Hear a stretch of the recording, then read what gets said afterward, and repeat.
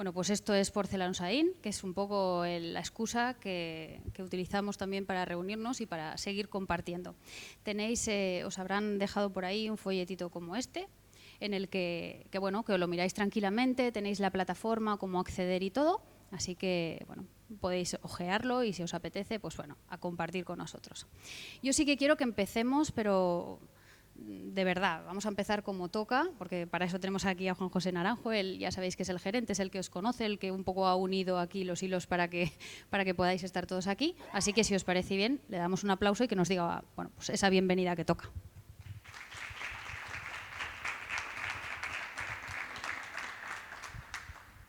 Aquí. Yo es que no estoy muy acostumbrado al tema del micro, pero bueno. Nada, yo simplemente daros la bienvenida a todos. Estoy orgulloso de haber conseguido que estéis hoy aquí todos con nosotros. Os agradecemos muchísimo desde Porcelanosa, de corazón, que hayáis buscado un hueco en vuestra agenda. Sabemos que hoy en día vamos todos de cabeza, vamos con mucho trabajo, muy liados, y de verdad que para nosotros es muy importante que hayáis buscado un huequecito hoy para estar aquí con nosotros y nada, bienvenidos. Hoy es vuestro día, no el mío, y bueno, espero que este evento sea enriquecedor para todos y que bueno, sea el primero de una larga lista, ¿vale? Muchísimas gracias a todos por venir.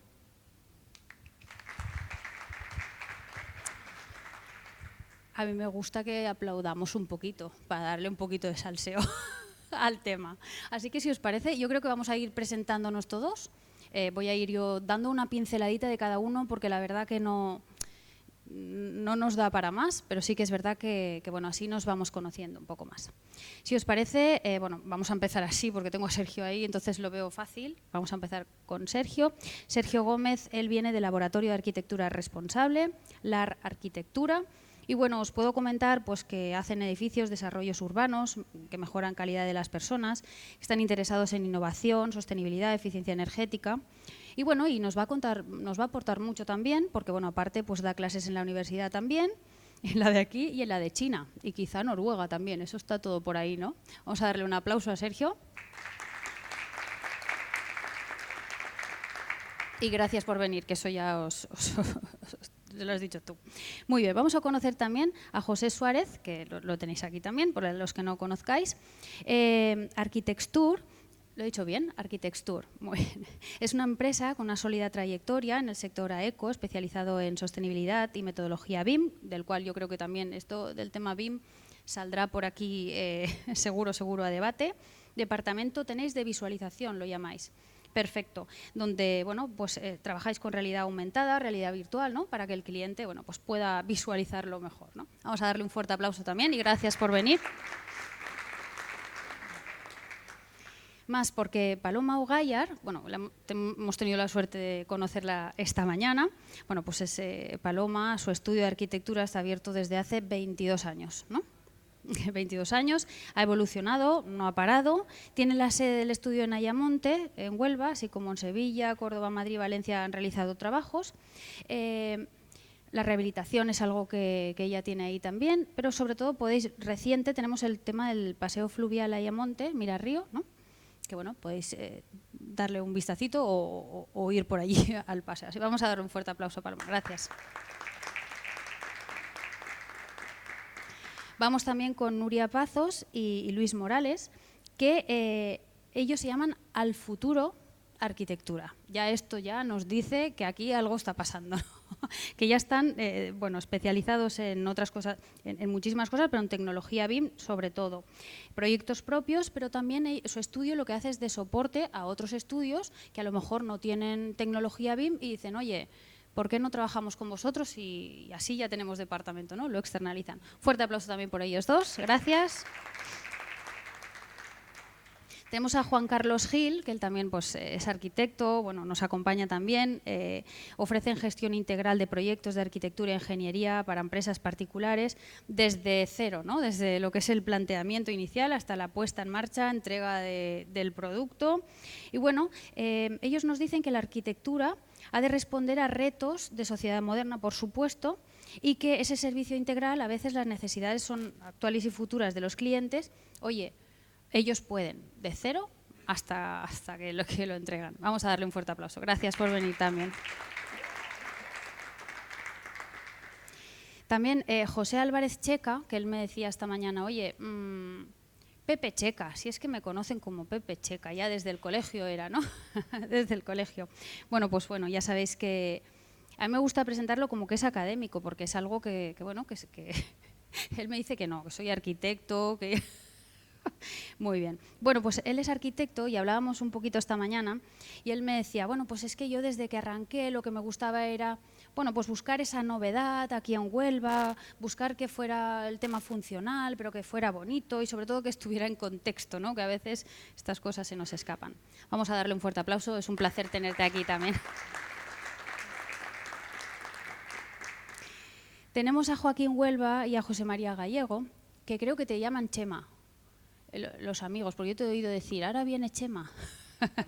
Pues bueno, lo que tú quieras, lo que tú quieras. Bueno, pues ellos vienen de AD5 Green Integral Solutions y ellos, pues bueno, su dilatada también trayectoria multidisciplinar, ellos dicen que abarcan todas las fases también del sector de la construcción, promoción, el proyecto, explotación, ayudas incluso al inversor, ¿no? A ver y a trabajar en todas las etapas. Y ellos dicen que cubren también un espacio que a veces pues cuesta, ¿no?, de ocupar, ni por el cliente ni por el promotor, ni por las empresas contratadas. El tema de la ejecución de obra, porque así descargáis a los promotores de todas esas tareas técnico-económicas. Así que vamos a darle un fuerte aplauso.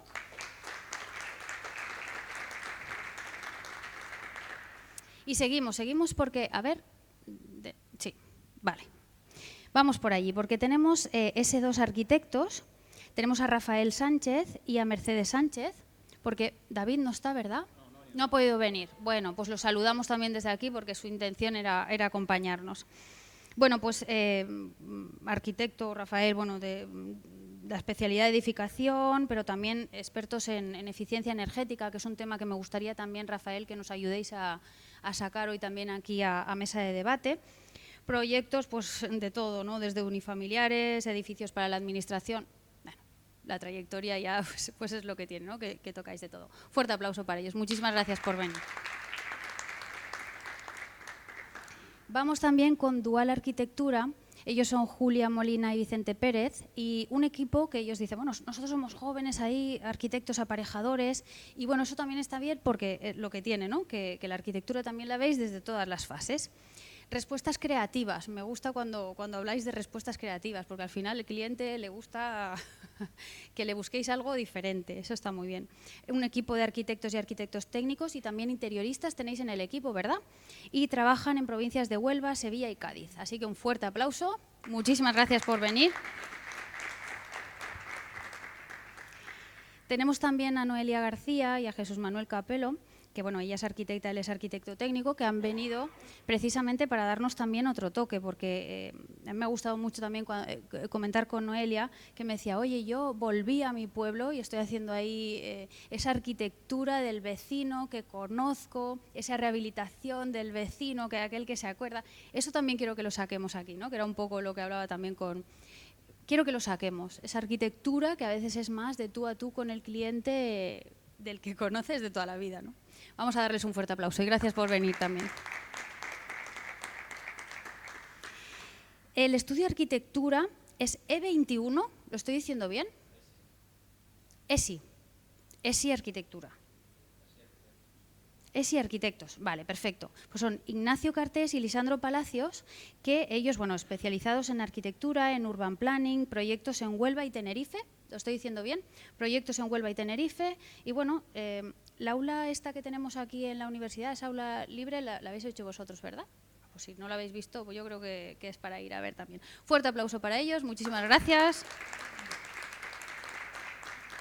Y no pasa siempre, ojalá pasara siempre, pero resulta que hoy sí podemos tener del Colegio Oficial de Arquitectos de Huelva, tenemos al decano que le ha tocado ser decano ahora en tiempos post-COVID, que ahora nos explicará un poco esto cómo va, si es diferente o no es diferente.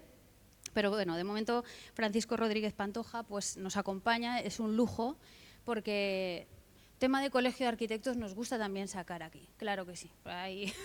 Aquí hay debate también, hay debate. Y sobre todo esas anécdotas que me gusta a mí que cuenta él, de oye, cuando empezamos la cosa era de una manera y ahora ha cambiado el tema. Me gustará también escucharlo. Un fuerte aplauso, porque yo creo que es momento de aportar. Es verdad que cuando lanzamos el tema, cuando os mandamos este correo electrónico para invitaros, ponemos siempre un tema de partida, que si os apetece, pues lo seguimos, y si no, abrimos con otro, porque esto es un debate, esto es una mesa abierta y podemos ir. De hecho, os lanzamos un poco el órdago de la arquitectura del futuro en la era digital. Aquí hay muchos que sois especialistas en BIM, otros que recetáis BIM a los alumnos, ¿no? Es casi una receta, con buena letra, ¿no? Imagino que ya la letra... Pero recetáis BIM. Yo creo que podemos abrir ahí. ¿Qué tal el tema de las nuevas tecnologías? ¿Cómo lo lleváis? ¿Os gusta este tema? ¿No os gusta? ¿Lo recetáis? Bueno, el que os apetezca abrir, levantáis mano y os pasamos micrófono. Venga. Sentiros libres. Puedes empezar tú, si da igual. Puedes empezar, sí. Luis, pasad del teléfono, el teléfono digo yo. Pasad del micrófono a Luis, que él tiene que hablar. ¿Se me oye? Se te oye. Sí, de hecho, vas a contarnos un poquito tu especialidad, ¿no?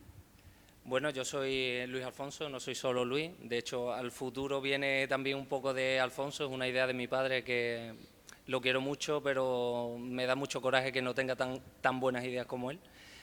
Y pues nada, yo soy BIM Manager, especialidad que cursé en la Escuela Animum de Málaga, que es una escuela especialista en temas digitales, no solo en el tema BIM de la construcción, sino también en animaciones 3D, infoarquitectura y muchos otros temas, que también me gustaría controlar, pero que es inabarcable. Entonces, yo creo que el tema de la arquitectura del futuro en el mundo digital es un tema tan amplio que podríamos haber puesto aquí unas hamacas para ir descansando por turno, porque nos podemos tirar aquí todo el día. Yo creo que el meollo principal de la cuestión es si tanto el cliente como las administraciones están preparadas para lo que viene y la velocidad que está cogiendo esto. Porque yo me gradué, hice el máster en 2018 y es que ya son tantísimos programas, tantísimas cosas, tantas aplicaciones que es prácticamente imposible estar al día en todas las facetas que se te abren de cara al futuro. Entonces, una de las cosas que creo principales en el tema de la arquitectura es la especialización. Creo que eso de montarte un estudio y ser multidisciplinar está cada vez más difícil, sobre todo cuando entras en el panorama empresas globales que disponen de los últimos especialistas cada vez más punteros en las últimas tecnologías y que además tienen presupuestos abultados con los que pagar las desorbitadas cantidades que se nos requiere para determinados programas y determinadas aplicaciones. Y ese creo que es el punto de vista principal, el abanico de opciones hasta dónde se está abriendo y cuáles son las capacidades que se nos exigen a nosotros profesionales para intentar estar al día. Bueno, el estudio tiene un año, me habías comentado, tiene un año, o sea que acaban de abrir ahora, ¿no? Post-COVID, todo. O sea que ya con eso ya tenemos que felicitarlos porque, vamos, eso ya es de valiente, tiene mérito. Los que lleváis más años, ¿cómo veis el tema de la tecnología? ¿Lo veis imprescindible? ¿Lo veis accesorio? ¿Cómo lo veis? Venga, pasamos el micro. ¿Cómo veis el tema? A lo mejor no es imprescindible. ¿Ahora? Sí. Cuento un poco mi experiencia, ¿no? Para mí el BIM ahora, el CAD en su momento, o el dibujo, la expresión gráfica, el dibujo a mano, pues no deja de ser una mediación de lo que de verdad es importante en arquitectura, ¿no? Que es el proyecto, la idea, el concepto. Pero sí es verdad que hay herramientas que son más potentes en la línea de que te permiten imaginar mejor las cosas y dedicar como más materia gris a lo importante. Entonces, en ese sentido, para nosotros la herramienta BIM, en nuestro caso Archicad, pero tantas otras como hay, ¿no? Lo que nos liberó es de la necesidad de tener que buscar esa coherencia en la documentación gráfica, en la planta, en la sección, sino que de repente ya ibas creando, ibas viendo el resultado, ibas modificando y de forma bidireccional, ¿no? O sea, desde el proyecto de ejecución al básico, a veces habías que introducir tienes que introducir una modificación y no te da pereza porque automáticamente toda la documentación del proyecto se actualiza. Entonces, desde el punto de vista conceptual, creo que nada cambia. Lo que sí cambia mucho es que es una herramienta poderosa para poder atreverte a complicarte más la vida en el diseño, que sin esa herramienta pues seguramente no lo haríamos, ¿no? Esa es nuestra experiencia, por lo menos, en la arquitectura. Por lo demás, no hay tanta diferencia con el paralelo, la escuadra del Cartabón, que fue como yo me gradué en la escuela de arquitectura. Sí, yo quería añadir también a lo que ha dicho Sergio, que coincido plenamente, es que también nos da una herramienta, una facilidad con el cliente, ¿no? Porque al verlo en 3 dimensiones todo el proyecto, pues para ellos es mucho más sencillo imaginarse las cosas. En nuestro caso utilizamos la realidad aumentada, incluso hemos llegado ahí a la parcela, hemos cargado la vivienda o el proyecto que hemos hecho y ellos han podido entrar por dentro, viéndola por dentro ficticiamente porque no está construida. ¿Les ponéis gafas o de realidad? No, vamos con una tablet y vamos enseñándolo. Gafas solamente en la oficina. No sé, no, pregunto. No, gafas en la oficina, porque ya por la parcela con los cables es complicado. Exacto. Pero con la tablet sí hemos ido por la parcela y hemos visto pues dimensiones de estancia, hemos visto algunos detalles, espacios a doble altura que no entendían, en fin, que creo que con el cliente también se gana con este tipo de herramientas. ¿Cómo veis el tema de...? Yo vengo, soy el aparejador de Noelia García. El aparejador y más cosas eres. Pues, aquí estamos en familia. Delineante, la limpiadora del estudio. Y más cosas. Un estudio pequeñito lo que tiene.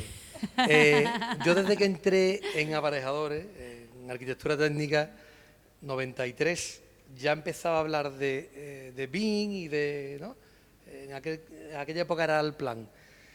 Y todo esto va demasiado lento. Al final es un tema de estrategia política, entonces hasta que esa línea política no converja las administraciones, pues no empezaremos a empujar, porque nosotros hacemos lo que llaman por ahí un sexy BIM, ¿no? Que es un BIM casi sin información. Utilizamos efectivamente para que haya concordancia entre las plantas, los alzados y poco más, ¿vale? Lo utilizamos para un básico, pero después ya al final del día a día no mete las tuberías, no mete por lo menos el tipo de proyecto que nosotros formalizamos, ¿no? Entonces al final es un tema eso, de una línea de estrategia política que yo creo que es la que ya está marcada, pero no se termina de... Aquí es muy fácil arreglar el mundo, aquí mañana se da, pero efectivamente eso, creo que los tiros van por ahí, ¿vale? Un apretón en ese aspecto. A mí me gustaría que me hablarais también un poco del tipo de clientes que tenéis, si realmente el cliente llega y os exige, oye, es que yo quiero entrar por mi casa antes de... Está el solar allí, ¿no? Pero yo quiero entrar. ¿Qué tipo de clientes son con los que os encontráis? Venga, porque el cliente ha cambiado muchísimo. Esto estábamos hablando por aquí antes. El cliente ha cambiado también. Voy a responder yo, pero no quiero abarcar, porque esto tranquilo. Se va muy rápido. El cliente a nosotros no nos exige una metodología ni una forma de presentar la documentación. Evidentemente es mucho más fácil y más ágil que él lo vea en 3D, desde una pantalla de ordenador, o bien con la gafa, o bien con red aumentada. Hacemos una maquetita en 3D y él puede moverla, entonces él no lo exige, pero es un valor añadido que se da en el estudio, que no se cobra y que, oye, que fortalece mucho la idea de ese proyecto, ¿no? Pero en realidad el cliente no viene con desgraciadamente, lo que marca esto es los plazos, las perras y la facilidad de ejecución. Pasamos a Julia, un momentito. Que bueno, nosotros el nivel de cliente que tenemos aquí en Huelva siempre es un usuario a lo mejor de una vivienda, una reforma, incluso algún local comercial que no te va a requerir una metodología ni nada, pero yo personalmente trabajo como BIM manager externa en estudios que hacemos promociones grandes de 80 viviendas, 100 viviendas, 300 viviendas y llevo 5 años trabajando con este tipo de clientes y ese te exige absolutamente todo. Eso te exige todo. Vamos, de hecho, en Sevilla no existen todavía empresas de ingeniería que realicen las instalaciones en BIM, porque ya es que aunque el estudio de arquitectura pueda ir a ese nivel, las ingenierías no pueden. Incluso los propios de las promotoras no tienen la infraestructura necesaria como para leer y analizar los modelos BIM que hacemos los estudios de arquitectura. O sea, estamos llegando a un nivel de exigencia BIM absoluta con unos estándares súper rigurosos que hacen 4 expertos en Madrid y aquí todavía no se sabe, o sea, queda todavía mucho trecho por andar para que verdaderamente el BIM se utilice como BIM y no como modelar y llevarlo a render y sacar secciones, que por supuesto nosotros lo hacemos desde que abrimos, que nosotros hacemos todo en BIM, pero es verdad que es un pseudo BIM, ¿no? Que es como modelarlo, sacamos todos los planos, hacemos toda la ejecución, temas de albañilería, todo eso sí que, y es muy útil, muy rápido, pero no se utiliza en BIM con toda la potencia que realmente tiene. Gracias. Pepe. ¿Se oye? Sí. Súper bien. No, yo quería hacer una reflexión con respecto a esto. Cuando yo terminé del IBE, delineábamos en tinta y a lápiz en el estudio. Escuadra y cartabón, ¿no? Escuadra, cartabón, sí, todo. y raspábamos con la cuchilla los planos. Después ya muchísimo más tarde apareció el AutoCAD. Y yo fui el primero que compró el programa de AutoCAD en Madrid con bueno, aquello era un mamotreto tremendo, aprendimos con las ventanillas que se caían, incorporamos el AutoCAD, ¿no? Y ahora estamos en el BIM, efectivamente. Pero hay una reflexión que me gustaría decir aquí, y es el norte de la arquitectura. Con tinta, con AutoCAD, con BIM, si no haces arquitectura, tú puedes enseñar muy bien lo que estás haciendo, pero si tú un bodrio lo pones en 3D y te metes dentro, sigue siendo un bodrio. Y un bodrio en 3D. Exacto, en 3D y además desarrollado con BIM. Y eso es importante porque muchas veces la tecnología se nos mete en un plano superior al que debía de ser. Yo el primer coche que tuve de tercera mano fue un 600 que ni tenía dirección asistida ni tenía aire acondicionado. Cuando los coches empezaron a salir, te vendían, usted es un coche con dirección asistida y aire acondicionado. Hoy no vas a comprar un coche porque no existe coche que no tenga dirección asistida igual, ¿no?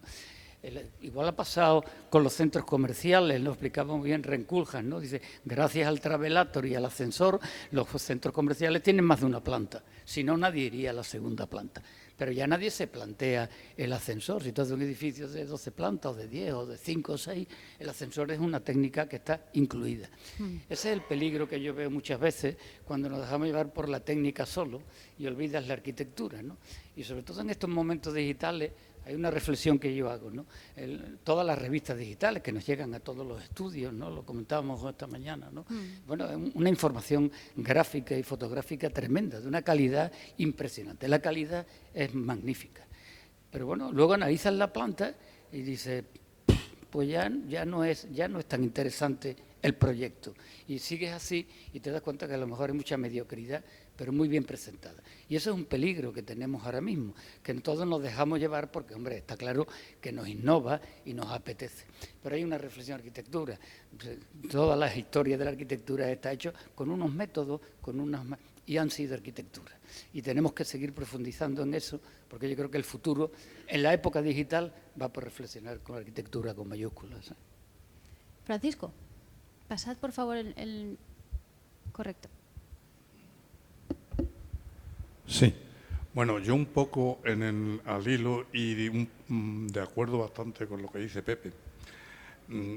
Evidentemente es magnífico el BIM, los progresos que hay con los 3D. Yo soy, a pesar de llevar 47 años aquí, soy un enamorado del renderizado, de hacer 3D, del BIM, de manejo del edificio, manejo casi todo tipo de programas. Pero eso lleva en sí un peligro muy gordo.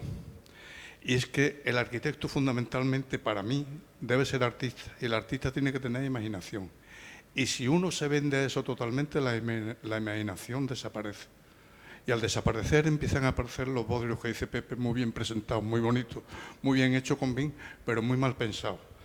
Yo recuerdo cuando yo terminé que normalmente cuando tú hacías un proyecto tú te lo imaginabas y al dibujarlo estabas copiando lo que tenías en la cabeza. Ahora no hace falta que te lo imagines, porque conforme vas dibujando lo vas viendo. Ah, mira qué bien me está quedando. Sin tú saber siquiera al principio cómo te iba a quedar. Yo creo que el arquitecto debe de saber, esa es mi opinión, es una opinión personal evidentemente, un poco tener el futuro ya en la cabeza e ir con toda esta maquinaria, con todos estos instrumentos que tenemos, buscando ese fin que tiene en su cabeza que ha imaginado. Si a la arquitectura le quitamos la imaginación, la mayúscula de la A la pierde, convencidísimo. Es una A de arte, ¿no? Es que ahí hay una parte de arte. ¿Cómo lo veis esto? A ver, ¿cómo veis? ¿Se está perdiendo un poco esta parte más artística? Sí, Rafael. Bueno, yo estoy un poco con lo que ha dicho Pepe y quiero puntualizar un tema. Es decir, nos invade mucha información de muchos proyectos. Yo lo sé porque trabajo en pueblos y una de las cosas que decimos prácticamente a la hora de tener la primera entrevista con el cliente es que le pedimos, por favor, que se dé de baja de Instagram, de Pinterest y de estas redes sociales. ¿Por qué? Porque cuando vienen a pedirte un proyecto, ellos no saben lo que quieren. Ellos han visto una serie de imágenes, oye, esto es lo que quiero y esto. ¿Qué ocurre?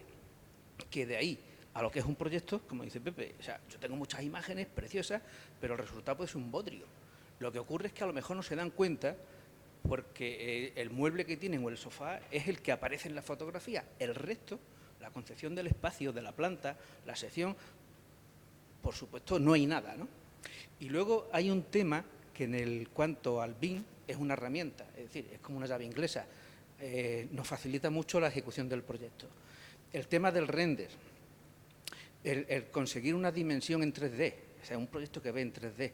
Yo normalmente cuando se los enseño a los clientes, procuro enseñárselo tal como se ve en la pantalla del ordenador, es decir, en blanco o en colores.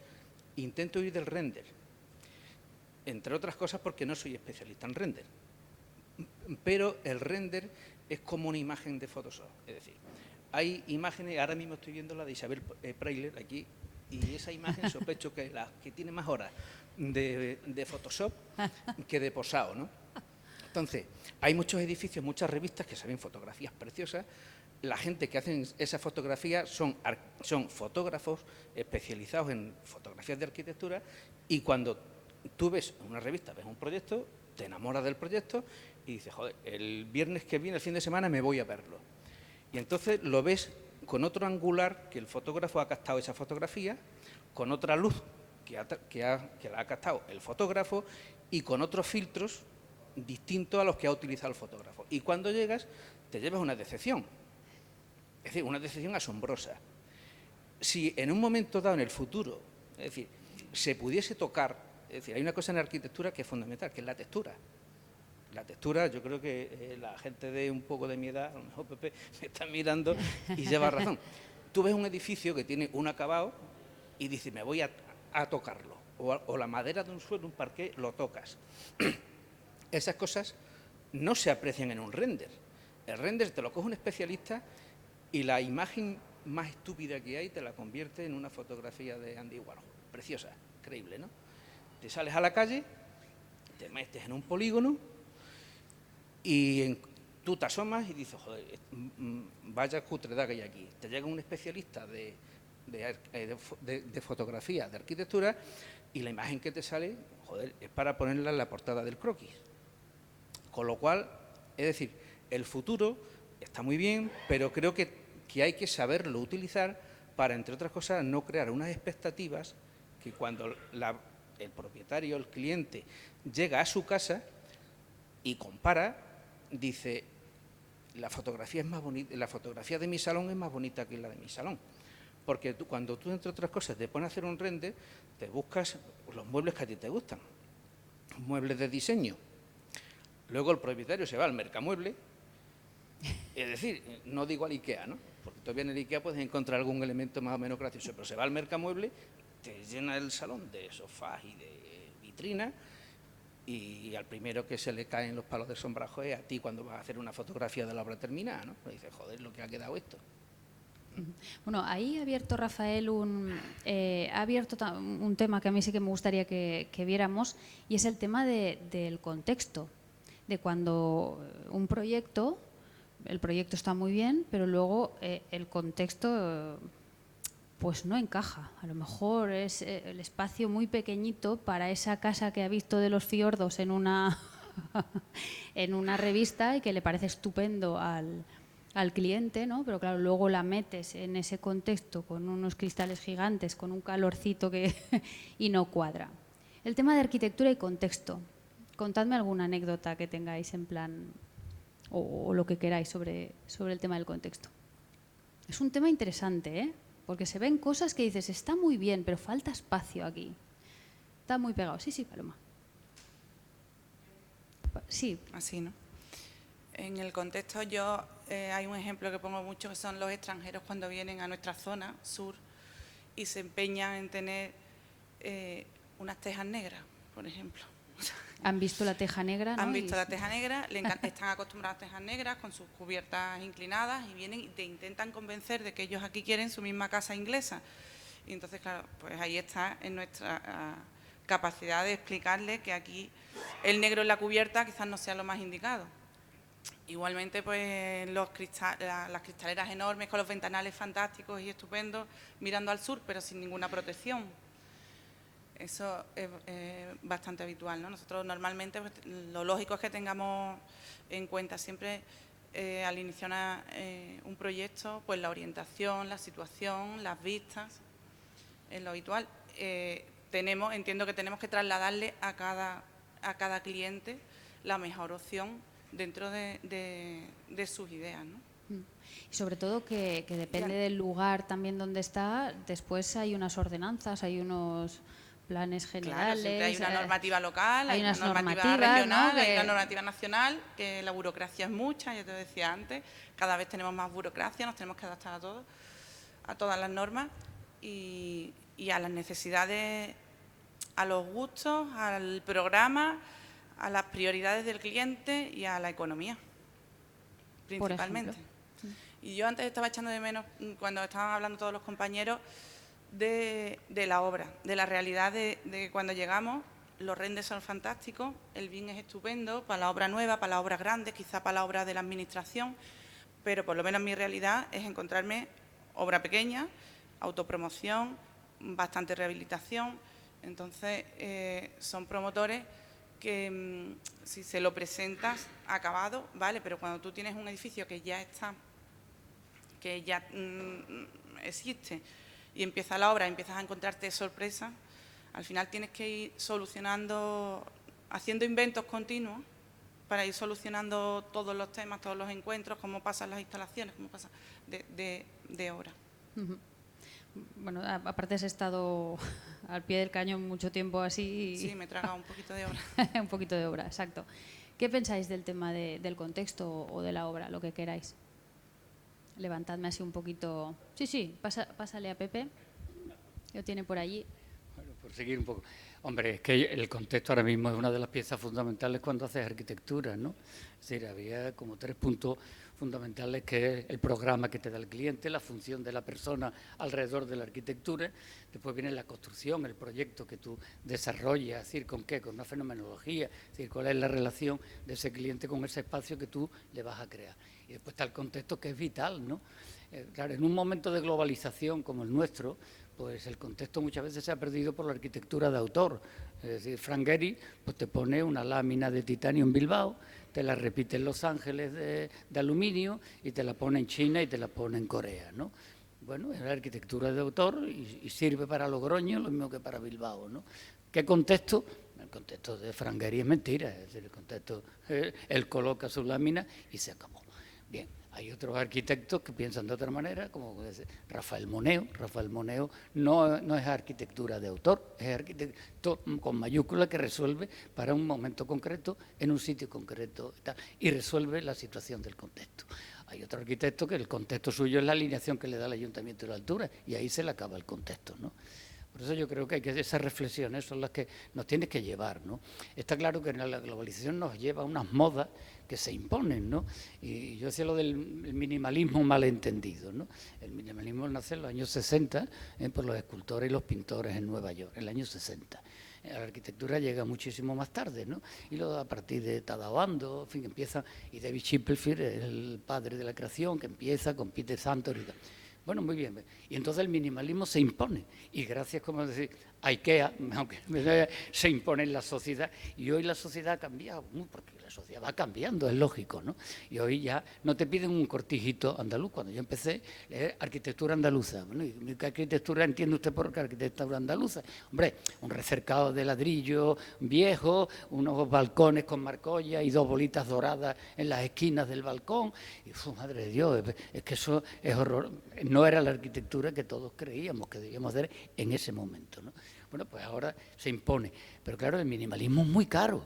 Es que tú vas a una obra de Chipperfield y eliminar los marcos de ventanas, de puertas, de no sé qué, es carísimo. Y los mecanismos que tiene desarrollados, bueno, no se pueden hacer. Tienes que llamar a Madrid y al técnico que te desarrolle a través de una tecnología bastante alta. Claro, eso lo recortamos y nos vamos a los 700, 800, 900 euros metro cuadrado y nos da pues lo que nos da, ¿no? La moda, bueno, las cajitas blancas, como yo digo, ¿no? Cajitas blancas, apiladas así, distorsionadas, cambiadas, inclinadas, pero un minimal cuando entra, Luis Kahn lo decía, ¿no? Lo importante es el calor del espacio. ¿Qué temperatura tiene el espacio que usted le ha creado al Señor? Y tú dices, ¿cómo qué temperatura? Sí, que los materiales que usted ha puesto, la escala del hombre que va a vivir, qué confort va a tener al final, ¿no? Claro, hay casas de estas que tú las visitas y tú dices, hombre, está muy bien, y es correcto el proyecto, tal, pero cuando entras tienes un frío y este hombre va hasta aquí, cuando llegue a su casa a las 8 de la tarde se va a sentar, porque ya sentarse en las casas de David Chipperfield es bastante incómodo, ¿eh? Y yo estaba dentro y es horroroso. Bueno, horror, ¿qué tienes que decir? Sí, no hay contaminación visual, aquello es magnífico, no existe la contaminación visual. Pero joder, allí aguantas una horita, ¿eh? Es decir, descansar para ver una película de televisión me temo que no mucho. Bueno, es una reflexión para decir, oye, todo esto está en las modas, pero el contexto es una cosa básica que tenemos que aceptar, ¿no? Pero después eso me ha gustado también un poco. ¿Cómo lo hacéis en vuestros estudios? ¿Se prioriza la estética o la funcionalidad? ¿O va todo a la par? ¿Cómo lo lleváis en vuestros estudios? Contadme un poquito. ¿Cómo lo hacéis? Os voy dando yo... Venga, Rafael, ahí. Vamos a ver. Tú dices que si se compatibiliza la estética y la funcionalidad. Sí, o si es incompatible a lo mejor, o a lo mejor no. Nosotros en el estudio más o menos intentamos desarrollar una idea. Es decir, una casa que no funciona, una vivienda que no funciona o un edificio que no funciona es un error. Es decir, la funcionalidad en principio prima sobre la estética. Es decir, puede ser muy bonito, pero si no funciona, pues lo coges, lo pones encima de la tele. Bueno, ya no lo puedes poner encima de la tele. Lo pones encima del piano y lo tienes allí de exposición. Te hace una maqueta muy bonita, pero no funciona. Funciona igual la maqueta que el edificio a escala real. Es decir, un edificio que no funciona es un desperdicio de dinero, de tiempo y de espacio. En cuanto a la estética, lidiar con el cliente es complicadísimo. ¿Por qué? Pues porque a nosotros nos forman con unos ideales. Hemos pasado por una escuela, hemos visto muchos proyectos, tenemos una idea de cómo tienen que estar terminados los proyectos, como dice Pepe con Luis Kahn, pero cuando tú te llegas a un cliente que vive en un pueblo que tiene 6.000 habitantes y que lo más que ha visto son, no sé, porque parece ser que los programas estos de, ¿cómo se llaman?, de corazón. Sí, no puede ser. Para eso es los que tienen más audiencia, que parece ser que son los que más influyen. Entonces, cuando te trasladan eso a ti, a mí personalmente algunas veces me rechina. Es decir, porque digo, joder, ¿cómo vamos a hacer esto? Uno intenta esquivar eso como puede y al final el resultado prácticamente en cuanto a funcionalidad sí que lo controlas. Pero en cuanto a estética, muchas veces surgen verdaderos desastres. Vamos, a mí me ha ocurrido proyectos que estaban más o menos pensados, que tenían unos estudiados los espacios y llega alguien, llega la señora, es que mi cuñada dice que por qué no pongo una escalera como la suya, cuando tú te has tirado 2 meses diseñándole una escalera metálica y al final te pone una escalera de hormigón normal y corriente con el mamperlán de madera y todo lo que tú has hecho antes para configurar un espacio te lo echa por tierra. En ese momento te quedan 2 opciones. o te suicidas o sigues para adelante. Hombre, sigues para adelante siempre, Rafael. Hombre, normalmente vamos a ver. No, hay veces que te entran ganas de suicidarte, de verdad, ¿eh? Entonces dices, bueno, pues sigo para adelante, ¿no? Porque, en fin, sigo para adelante siempre. Sigo para adelante, ¿no? A ver si viene el cliente ideal, ¿no? Que esto está siempre uno esperando el cliente ideal. Nunca llega, pero bueno, llegará. Seguro que llega, ¿no? Por aquí. Luis, sí. Me declaro fan de Rafael. ¿Has visto? Ya está. Ya, aquí hay una sinergia ya. Que hablando del contexto, yo creo que aparte del contexto inmediato del edificio y de lo que lo rodea o la cultura en la que se inserta la pieza, estamos llegando a un punto de globalización en el que el contexto no es tanto el edificio adyacente contra el que se enfrenta, sino el ideario que tiene la sociedad en la que se inserta. Y el ideario que tiene la sociedad ahora mismo es un mundo en el que, como hemos estado hablando, prima la imagen, te engañe o no te engañe, prima un edificio de 50 plantas con un abeto gigante en la última planta para decir que es arquitectura sostenible y prima una serie de mecanismos de marketing que creo que empañan mucho la visión del cliente y que a veces pues también nosotros tenemos la tentación de recurrir en muchas ocasiones a eso, y creo que el tema del contexto, como hemos dicho, la arquitectura del futuro, creo que se va a ir poniendo cada vez más difícil intentar separar o intentar dejarle claro al cliente que eso que acaba de ver en Pinterest o en la revista pues tiene más horas de Photoshop que la Preisler, y que esa planta preciosa que tiene en el interior en realidad es una planta de exterior, y así como muchísimos otros mecanismos que contra los que nos vamos a tener que ver luchando más adelante.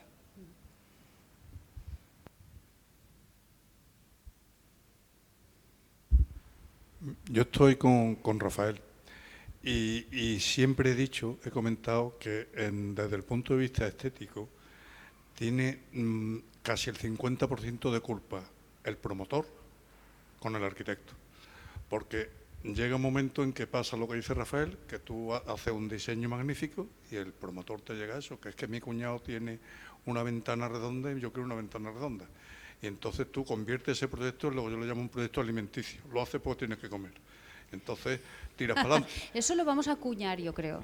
Me ha gustado el término. Sí, no, es así. Sí, entonces, muchas veces, yo se lo digo sobre todo los promotores de obra pequeña, de chalés, son los que te influyen más, porque los promotores grandes te encargan un edificio y casi siempre te dejan que hagas lo que quieras con tal de que no le salga muy caro. Ahí no se meten demasiado. O sea, el promotor que te encarga de 100 viviendas, lo que quiere es poder vender las 100 viviendas lo mejor posible, que le cueste lo menos posible y ganar lo más posible. Pero tampoco se meten demasiado en que lo ponga azul o verde o le ponga la ventana más grande o más chica. Eso un poco le da igual. Pero al promotor pequeño, cuando hay muchas veces que yo he hecho a lo largo de mi vida muchísimos chalés y siempre digo lo mismo, el 50% del éxito de ese chalet que quedó tan bonito lo tiene el dueño, que me dejó hacer. Porque muchos te dejan hacer, y generalmente cuando el promotor deja hacer al arquitecto, los arquitectos tenemos la cabeza para pensar, entonces pensamos en espacio y resolvemos una serie de problemas que ellos no ven. Ahora, hay otro edificio, como dice Rafael, que es que auténticamente, ¿verdad?, que es que te llega el promotor y te dice, no, es que yo he visto, y te vienen, yo me acuerdo del primer proyecto que yo hice de un chalet, que me vino una señora con una maqueta que había hecho ella en una caja de zapatos. Señor, yo quiero esto. Claro, yo recién terminado dije, yo tengo que hacer un proyecto porque yo estudié arquitectura para esto, pero yo ¿cómo voy a hacer esto? Yo me tiré mes y medio convenciendo a la señora y rompiendo un poquito la caja de zapatos. La maqueta. Hasta que medio conseguí que en vez de una caja de zapatos pareciera otra cosa. No lo conseguí del todo, evidentemente, porque tampoco tenía experiencia, pero eso pasa. Y entonces el contexto lo tenemos los arquitectos muy interiorizado, pero los arquitectos hacemos trabajo para la sociedad. Y si la sociedad no te lo pide en condiciones o no te deja hacer lo que tú haces, el resultado no es tampoco tan bueno como debe ser. Esa es la opinión que yo tengo. A mí me gustaría que le pasarais a Noelia, por alusiones, porque a Noelia a veces le van con un planito, ¿no?, que se hacen allí. Llegan allí el vecino de toda la vida y te dicen... Usted hablaba de chalet. Yo creo que en los años que llevo ya ejerciendo de manera particular ya en mi casa, yo como arquitecta, creo que chalet ninguno, ¿no? Chalet como vivienda aislada, poca cosa. Uno. En general, viviendas entre medianeras. El estudio está en un entorno muy rural, en un pueblecito, y abarcamos un poco pues todo este tipo de obras muy pequeñas. Y efectivamente el cliente llega con su imagen en su cabeza de lo que él pretende hacer, una casa muy luminosa, mire usted, pero es que es entre medianera y además norte, es complicado. Y bueno, pues me conformo muchas veces con que haya dormitorios con ventanas. Partimos de ahí, ¿vale? Sí, parece una obviedad para todos, pero el entorno en el que yo me muevo no es tan obvio algunas veces. El agua corriente en mi pueblo llegó en el año 76, hace 3 días para mí, para los jóvenes pues no. Y los jóvenes se han criado y han crecido en viviendas en las que efectivamente una crujía, 2 crujías, 3 crujías y la crujía de en medio, pues dormitorios sin ventanas y ya está. Y se van a hacer su casa, llegan con 25 años y es que yo quiero el dormitorio aquí, pero es que no se puede. Es otro tipo de arquitectura totalmente distinto al que estoy escuchando por aquí, que me encanta, que pues esto de la tecnología, del BIM, mi realidad es otra. La disfruto muchísimo porque sí que es cierto que al final son clientes muy agradecidos y personas que te tienen en cuenta, menos para la estética.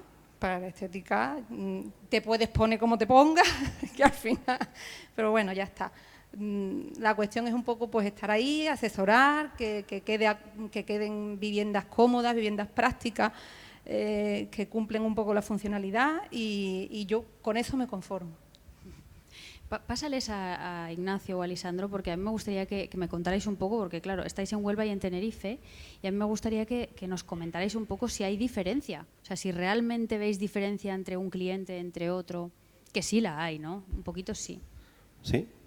Bueno, yo estoy escuchando muchas cosas, todos nos conocemos aquí, y la realidad, bueno, he hecho arquitectura en los pueblos, la entiendo a ella, pero siempre entiendo que todo lo que se está hablando es importante tenerlo presente como herramienta, como elemento para vender, para ayudarnos en nuestra profesión, pero creo que debemos hablar de la arquitectura. Estoy de acuerdo con Pepe, que nosotros somos arquitectos y por encima de todos esos programas tenemos que hacer las cosas funcionales. La casita que habla la compañera de pueblo no deja de ser un gran proyecto. Es decir, no deja de ser un gran proyecto si detrás hay un arquitecto que le pone orden, que le pone funcionalidad, que le diseña y que luego el cliente podrá manejarte, que lógicamente la construcción y la obra es compleja porque nos encontramos que después te intenta cambiar todo. Pero para eso somos arquitectos, para demostrarles que la arquitectura es un bien para ellos y el resultado de su casa no es el de las 3 crujías corridas sin dormitorios ventilados, sin un elemento de luz, sin un elemento de vegetación que te da. Todo eso lo enriquece y lo tenemos que aportar nosotros. Yo llevo 20 años, 22 años ya en la profesión. Me he corrido casi todos los pueblecitos de aquí alrededor y he intentado aportar siempre que mis casas sean algo diferente del resto. Que cada cliente tenga su... Yo cuando entra un cliente por el estudio le digo, oye, me traen unos papelitos, me traen unos dibujitos o quiero la casita de no sé qué. Y yo siempre le pongo el ejemplo lo mismo. Digo, mira, o las revistas nos hicieron muchos daños. Ahora todos los programas estos de televisión, pero yo he vivido la época en la que la revista de casa, la revista de no sé qué, llegaban con todo y querían de todo un poquito. Entonces, cuando llegaba con todo un poquito, tú tenías que poner orden a esa persona, decirle, yo siempre decía, mira, el día del santo, ¿tú te imaginas con un traje de chaqueta y un bañador? No. Pues, cuando nos llega a nosotros, tú llegas al sastre, te hace el traje, te hace el pantalón a medida, te hace todo. Pues nosotros tenemos la misma función, que para eso somos arquitectos y tenemos la capacidad de ver el espacio, de dotarlo, de complejizarlo y de analizarlo. Entonces, ese punto de mira no lo debemos de perder nunca en nuestros proyectos, y tenemos que tener claro de que al final el cliente, si tú le das una razón más o menos coherente y le haces ver que lo que le estás exponiendo es un bien para ellos, pues al final yo he tenido bastante satisfacción con las cosas que he hecho. Es decir, que también es educar a la gente, es decir, eso es importante. Educarlo, igual que nos han educado a nosotros, también es importante educarlo. Entonces, es tedioso. Yo con Rafael lo entiendo, que llega un momento, y con Paco, que llega un momento que tú dices que el cliente es muy importante porque te cambia todo. Sí, pero bueno, está en la ejecución, pero si detrás hay un patio, pues ya el patio está porque la estructura está y porque el espacio está dotado, porque el volumen está definido. Después, a lo mejor los acabados, pues sí, ahí es donde perdemos un poquito la compostura en nosotros, porque la verdad que estamos todo el día peleando, ¿no? Pero sí es importante que tengamos ese fin de que nosotros somos arquitectos, que tenemos que darle funcionalidad, que tenemos que darle una respuesta a cada proyecto, y cada cliente es diferente. Y tenemos que hacerlo ver que el hermano es diferente, un hermano es diferente del otro, y que un primo es diferente del otro, y que las casas son totalmente diferentes. Unos son músicos, otros cantan, otros proyectan, otros escriben, otros... Entonces hay que hacerle ver un poquito esa función nuestra. No sé si Lisandro quiere aportar algo más. No, yo añadir un poco solo que hay que tener mucha mano derecha con los clientes, mucho arte para un poco llevártelo a la idea que tienes tú, ¿no? Y son muchos conceptos y muchas cosas que tienes que tener en cuenta cuando haces un proyecto. Sobre todo también pues cumplir todas las expectativas de tu cliente, que él quede contento y llegar a un resultado que todos estén, digamos, contentos con ese producto, ¿no? Entonces muchas veces hacemos de psicólogos, incluso o sea, más que arquitectos, muchas veces es un tema de argumentar y de... Te escucha al cliente también, ¿no? Claro. Que muchas veces se pierde por el camino y claro, es necesario, te viene con ¿no? la imagen, con la foto que quiere, y le tienes que explicar, pues mira, esto no se puede hacer en tu casa porque no es, ni tienes las condiciones de clima, ni de lugar, ni las vistas que quieres Con tener. mucho cariño para que no se ofenda Claro. ni nada, ¿no? Porque aquí vamos a tratarnos bien, ¿no? Entonces, pues eso, un poco eso. Exacto. No sé, Vicente quería y después pasamos a... Sí, Vicente. Nosotros, por ejemplo, cuando trabajamos en el estudio, ¿vale? Y esto lo hemos hablado otras veces, muchas veces le echamos la culpa al cliente y le decimos es que no ha venido con las fotos o no ha venido. Nosotros vemos que también el arquitecto tiene parte de culpa. Nosotros tenemos relación ya más que a lo mejor de profesor y tal con Fran Silvestre en Valencia, por ejemplo, y nosotros le decíamos que cómo hacía él arquitectura al principio, ¿vale? Y decía que era arquitectura para las fotos. Entonces, eso desde nuestro punto de vista es un gran error. Dentro de nuestros maestros, profesores y ya colaboradores y tal, en Sevilla, Pepe Morales, por ejemplo, nos decía, cuando estábamos trabajando con él en el estudio, siempre nos decía lo mismo, la sección y la planta es lo que te hace que el proyecto funcione. Desde nuestro punto de vista, cuando salíamos de la carrera decíamos que queríamos construir y algo que estemos orgullosos. Nosotros queremos estar orgullosos de todos nuestros proyectos, que nos pongan una bolita dorada, como decía, nos puede sentar mejor o peor, o que nos pongan después y nos digan, como ha dicho la compañera, es que de estética a nosotros llega un punto en el que decimos, mira, nos da igual, pero yo sé que va a ventilar la habitación, vas a tener una buena sensación dentro de tu propia vivienda. Entonces intentamos estar orgullosos de todos nuestros proyectos. Está claro que hay algunos que decimos, chapó, este nos ha encantado y fíjate por qué, porque hay clientes y clientes, pero creemos que hay que rehuir de hacer arquitectura para la foto y hacer arquitectura en la que haces la fotografía, pones el mueble, sea de Ikea, sea de Mercamueble o sea de tal, o de diseño que te mueres, para que después el cliente lo viva. Normalmente vemos la arquitectura y las fotos de arquitectura del croquis, o incluso plataformas Metalocu, plataforma arquitectura, que tú ves la arquitectura completamente blanca, completamente tal, y muchas veces es más bonita cuando está llena de libros y cuando está el perro corriendo. Entonces es muy complicado. Yo creo que la culpa también a veces la tenemos los propios profesionales, de coger e intentar buscar eso. Con lo que has dicho al principio del todo, el BIM lo utilizamos, sí, como herramienta, ni más ni menos, tiene sus límites y no vamos a llegar al principio. Yo recuerdo también con otros programas que decíamos, no vamos a diseñar esto en estudio, no vamos a diseñar porque es que no se puede dibujar, siempre hay forma de dibujarlo. Si nosotros cuando empezamos también teníamos el Parallel, pero directamente fue con el AutoCAD. Nosotros empezamos siempre con un croquis, siempre empezamos con un... Y cuando nos vienen con una hoja de cuadrito, nosotros a lo mejor pecamos de ingenuos y le decimos, mira, me parece perfecto, pero yo voy a hacer lo que a mí me dé la gana. Después tú coges y esto empieza, como dice Lisandro, el toreo.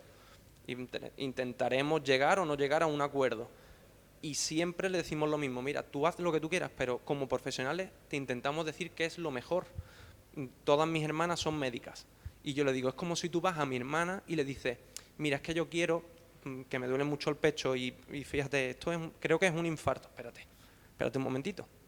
O recétame, espérate, ¿sabes? Nosotros queremos en el estudio recetar al cliente qué es lo mejor, intentando rehuir de solo y exclusivamente la fotografía.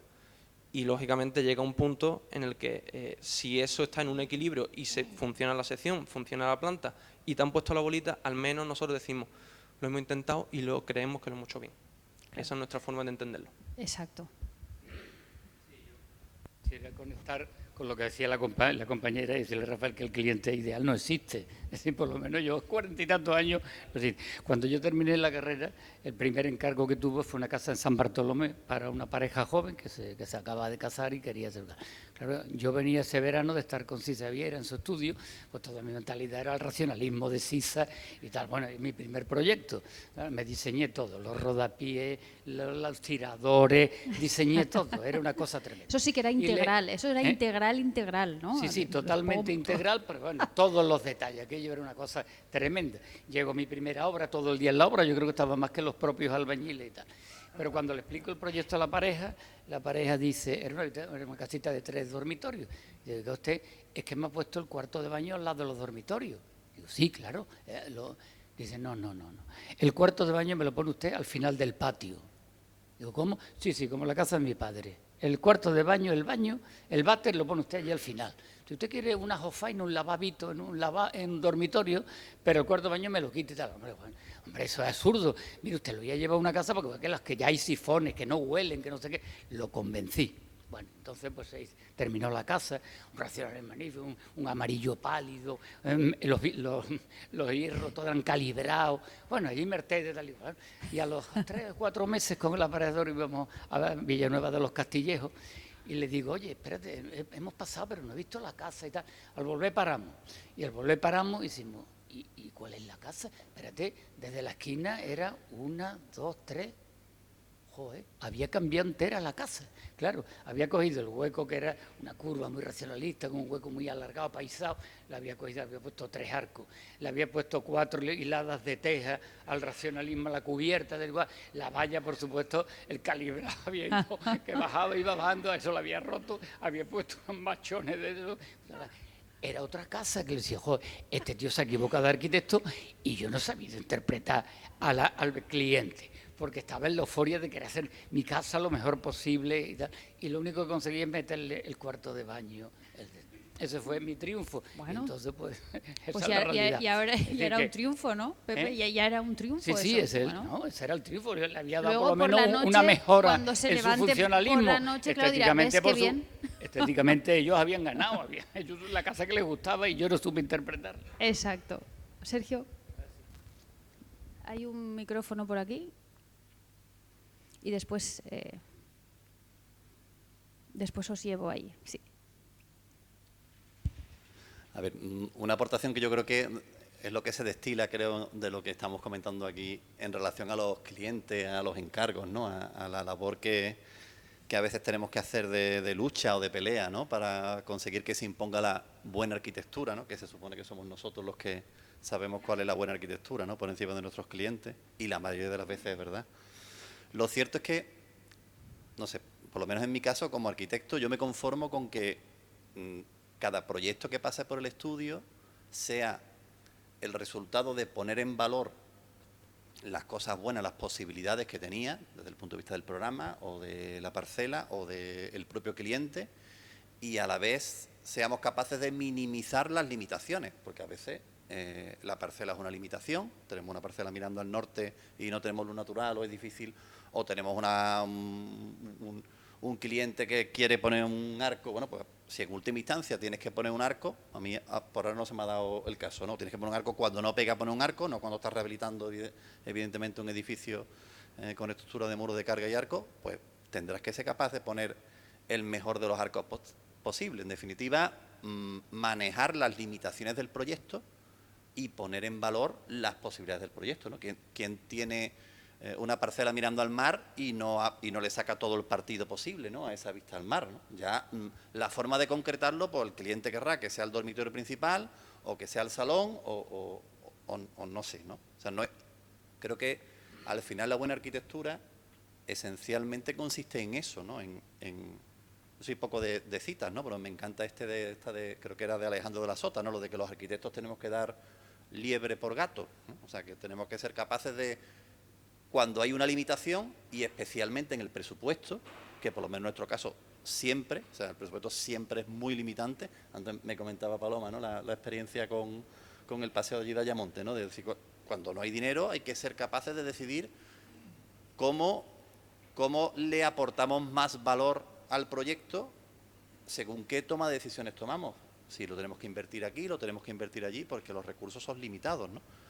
Entonces, para mí, por lo menos, eso es la clave. Y de alguna forma te da cierta tranquilidad, porque no somos capaces de hacerlo todo, ni nunca vamos a tener todas las posibilidades que nos gustaría, si no tenemos lo que tenemos. Y las limitaciones igual. Si somos capaces de mejorar las limitaciones y de poner en valor las posibilidades, mucho mejor. Si la clave está en si encima somos capaces de emocionar con nuestro diseño o la experiencia del usuario de edificio. Encima somos capaces de provocar emoción en nuestros clientes, eso ya, pero bueno, eso para quien lo consiga, ¿no? Para los grandes arquitectos, los grandes, pero yo me conformo con eso.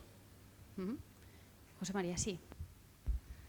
Sí, yo estoy bastante de acuerdo y mi punto de vista es un poco el que la arquitectura al final, esto que estamos comentando, que es un poco una lucha y una resistencia o nuestra implicación, al final es también arquitectura, ¿no? Como decía un poco Ignacio, creo que esto no se enseña en la escuela, pero al final le dedicamos muchísimo tiempo a esa relación con el cliente, esa educación o esa forma de enseñarle al cliente o de explicarle la arquitectura y defenderla, ¿no? Al final el resultado siempre es distinto en función también a cuánto cueste y a cuánto cueste o cómo nos relacionemos con el cliente, ¿no? Pero al final es un poco esa labor nuestra la que al final no se nos enseña, pero se va adquiriendo con la experiencia de un proyecto tras otro, en el que ya uno va detectando cuando viene un cliente con esos dibujos, con esa estructura, o sea, ya uno aprende más o menos por dónde va, más o menos puede ir enfocado el proyecto para adaptarlo a lo que uno tiene en la cabeza, ¿no? Exacto. No sé si, bueno, vamos a pasarle a Joaquín también, por si quieres añadir soy alguna yo. cosa. Ay, perdón, a José María, pues, disculpad. Hola. Sí. Cuéntanos un poco, José María. Bueno, lo que ha comentado Sergio me parece acertado en cuanto a que buscar un poco ese equilibrio, ¿no? De buscar las cosas positivas que se pueden hacer y esa arquitectura, ¿no? Y intentar, pues, minimizar las limitaciones que hay, ¿no? Tanto en el contexto como en el propio cliente, que cada cliente es diferente, cada cliente que va a la oficina, al estudio, pues tiene unas ideas, ¿no? Ya preconcebidas, bien por las imágenes que existen en las redes, ¿no? Cultura, ¿no? Que dependiendo de dónde sea el cliente, pues también pues tiene una manera de pensar. Entonces, creo que hay que buscar un poco ese equilibrio, intentar defender, ¿no? Esos valores que tenemos, ¿no? Y bueno, sacar el mejor resultado dentro de las posibilidades que hay, ¿vale? Y al final es un equilibrio de todo eso, incluso el tema económico, que creo que también es importante, que al final hay clientes que llegan con unas ideas de revistas, ¿no? Acero inoxidable, vidrio, barandillas de vidrio, mucha madera, y luego la realidad no es esa. Luego existe ese momento en el que económicamente se tiene que enfrentar y ve que no es viable, ¿no? Así que, y luego en el tema de lo que al principio se estuvo hablando del tema del BIM, pues lógicamente hay que contemplarlo como una herramienta compleja, yo creo que es compleja la herramienta, perdón, y utilizarlo más como una ayuda, ¿vale? Que bueno, creo que está todavía en proceso al menos nosotros estamos en proceso de aprendizaje. Es cierto que el porcentaje que se aprovecha del software entiendo que son muy pequeños, ¿no? Sobre todo a escala de vivienda unifamiliar, ¿vale? Entonces, bueno, eso es lo que yo pienso al respecto. Un segundito, porque vamos a pasarle a Juan Carlos, porque me encantaría escucharlo un poquito, Juan Carlos, ya que le tenemos aquí, claro que sí. Claro, ¿Qué opinión de todo lo que estás escuchando muy atentamente? Empezamos con el BIM, ¿vale? Sí. Para mí, evidentemente, la arquitectura no empieza en el BIM. Has empezado hablando del BIM. La arquitectura empieza en tu mente y continúa en tu mano. Y de tu mano va el lápiz. Y del lápiz lo plasmas, que eso a veces es casi lo más difícil, es lo más difícil a lo que te enfrentas, porque tú tienes, es igual que un pintor, cuando se enfrenta a un lienzo en blanco, no es tan fácil empezar. Pues la arquitectura es igual, tiene ese punto de arte. El BIM es simplemente, para mí, es una herramienta para mostrar cómo ha quedado tu idea. No embellecer esa idea y ponerla bonita y venderla, ¿vale? Sino simplemente para mostrar cómo ha quedado tu idea, nada más. En cuanto al contexto, bueno, hay otra cosa en que nos enfrentamos, y creo que estarán todos de acuerdo. Estamos muy limitados, sobre todo con la normativa local de cada pueblo, porque te limita muchísimo, es decir, en cuanto a estética, vamos a empezar por ahí. Sí. Te limita bastante, vamos, porque tú quieres hacer, yo qué sé, he hablado de San Bartolomé o en Alosno o en cualquier pueblo, quieres hacer algo que sea interesante y te limita. Te limita. Oiga, no, usted tiene que poner un zócalo de ladrillo visto, chorradas. Por ejemplo, y la Cristina, las barandillas tienen que ser balaustradas o de barrotillos. Si te empiezan a limitar de esa forma, pues me parece que al final lo que sale es un bodrio, no lo que tú piensas. Prácticamente lo que pensó un arquitecto que estaba aburrido y hizo un plan o una normativa, y esa normativa pues que tiene un montón de condicionantes que bueno, que vale, pero te limita bastante. Y luego con respecto a los clientes, o sea, yo me he encontrado con todo tipo de clientes, ¿no? Yo ya lo doy por perdido eso. Porque tú quieres poner un tipo, y lo he vivido aquí en este espacio, en este sitio, eligiendo materiales. Tú, oye, por aquí podemos ir, yo no sé, y se va a la otra parte contraria, ¿no? A lo más feo que tenéis. Pero es así, es así. ¿Y qué te vas a enfrentar a ese cliente? No te puedes enfrentar. Es su gusto, ¿no? También. Es su gusto y su casa, y él él es el que va a habitar su casa.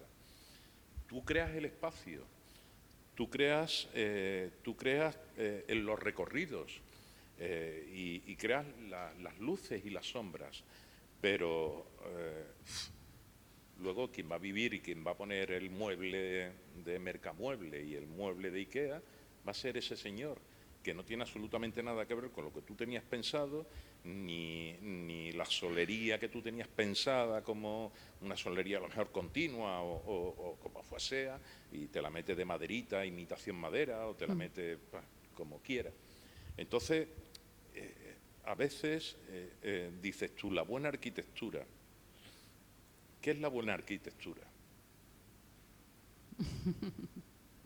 Es tan filosófico, ¿verdad?, que podíamos empezar otra vez. Dices tú, la deshiza, este hombre. ¿Qué es la buena arquitectura? Yo creo que la buena arquitectura es cuando se hacen las cosas con amor y con cariño. Y de ahí sale un producto que es bueno. En Huelva vemos bodrios, nada más que hay, lo siento muchísimo, pero hay muchos bodrios en Huelva, demasiados bodrios. Recorriendo el centro de la ciudad, ves bodrios que dices, joder, ¿cómo ha podido este hombre poner esa barandilla, esos balcones, por Dios? Yo qué sé, ¿cómo ha podido hacer esa fachada?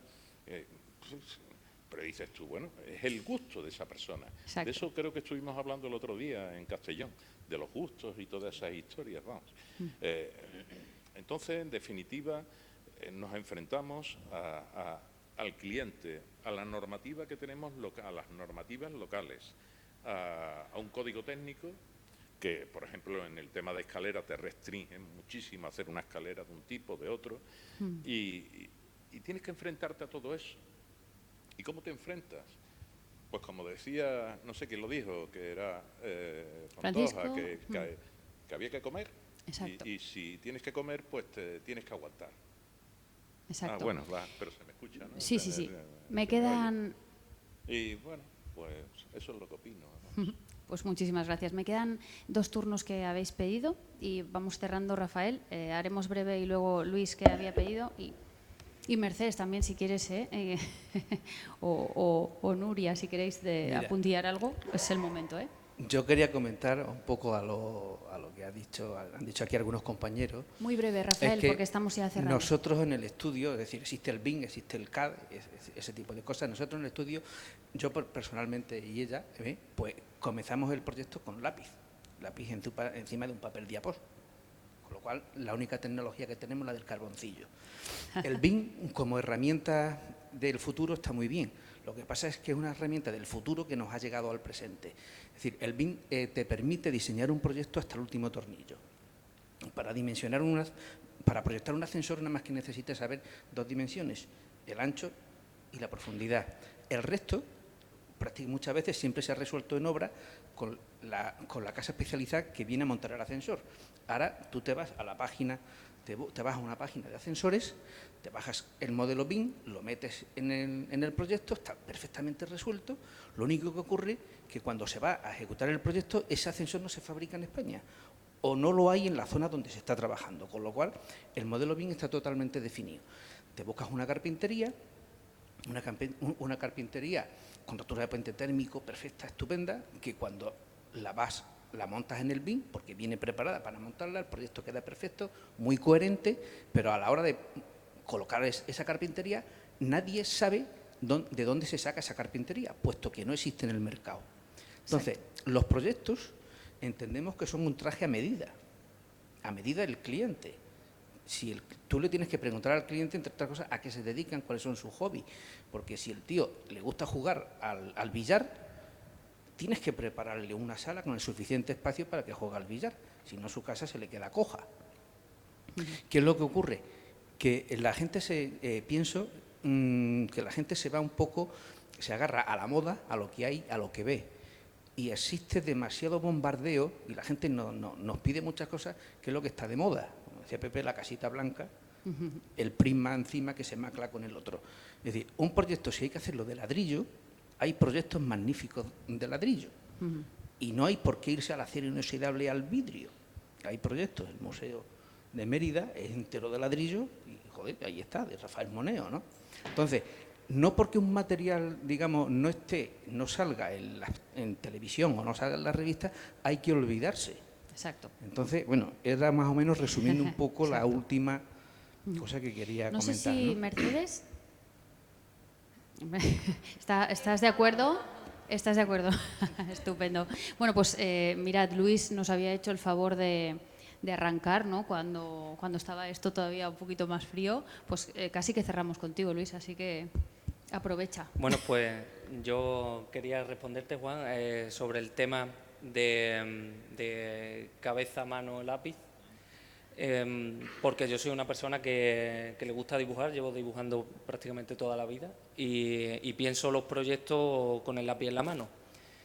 Pero también es cierto que aunque yo no sepa sacarle provecho, porque ya a lo mejor me ha cogido un poco tarde y ya esa es mi manera de enfocar la arquitectura y los proyectos, también no es menos cierto que se están abriendo un abanico de posibilidades para diseñar que es impresionante. Desde ponerte las gafas con unos mandos y diseñar figuras geométricas difícilmente dibujables, a que haya gente que sea capaz de diseñar usando programación, que yo soy un completo negado, pero conozco a gente que lo hace, pasando por inteligencias artificiales que dentro de nada le meterán las condiciones de la parcela con esa normativa tan puñetera y te dará no una ni dos, sino a lo mejor 100 variables en un instante por la nube y demás, y a lo mejor te facilita la vida porque coges la que más te gusta y a partir de ahí trabajas. Entonces, que creo que la manera de pensar que la arquitectura es mano, lápiz y papel, poco a poco se nos va a ir quedando chica. Me parece que yo, a lo mejor a mí ya no me coge, pero puede que en algún momento haya gente que no haya cogido un lápiz y se ponga un lo que sea y diseña dentro del edificio como si fuera un alfarero. Exacto. Vamos a hacer una cosa, como aquí pues se nos ha quedado aún un debate abierto, no podemos ya más tiempo, ya los compañeros nos están diciendo que estamos tiempo fuera. Sí que agradeceros las aportaciones, espero que hayáis estado a gusto y yo creo que lo que queda ya es invitarles un poquito. De nuevo os agradezco a todos la asistencia y bueno, terminamos ya. Si alguien se ha quedado con ganas de comentar algo, tenemos ahora un pequeño catering para que podamos hacerlo. Sí, Pepe. ¿Me dejas terminar una cosita por una reflexión ya que estamos juntos? No, muy corto, muy pequeño. Muy cortito porque vamos a tiempo fuera ya. Abre micrófono. Y la construcción sostenible, que, muy rápido. que es un tema de moda, es un tema de moda que va a entrar lo mismo que el BIM, va a entrar sostenibilidad. Y hay que tener cuidado, es decir, porque ahora vamos a ver un montón de casas con sus placas fotovoltaicas arriba, con su ventilación cruzada, con su aerotermia y tal y cual, y va a venderse que es la arquitectura sostenible, que es lo que viene ahora después del COVID. Y vamos a tener el mismo problema que con el BIM y con el UDI. Mira, yo creo que esto, no caer en ese error. Esto vas a tener que apuntarlo, porque aquí tenemos que volver seguro. Esto aquí por Porcelanos se nos ha quedado cortísimo. Exacto. Bueno, ahora sí, vamos a un fuerte aplauso ya para todos. Y cerramos así.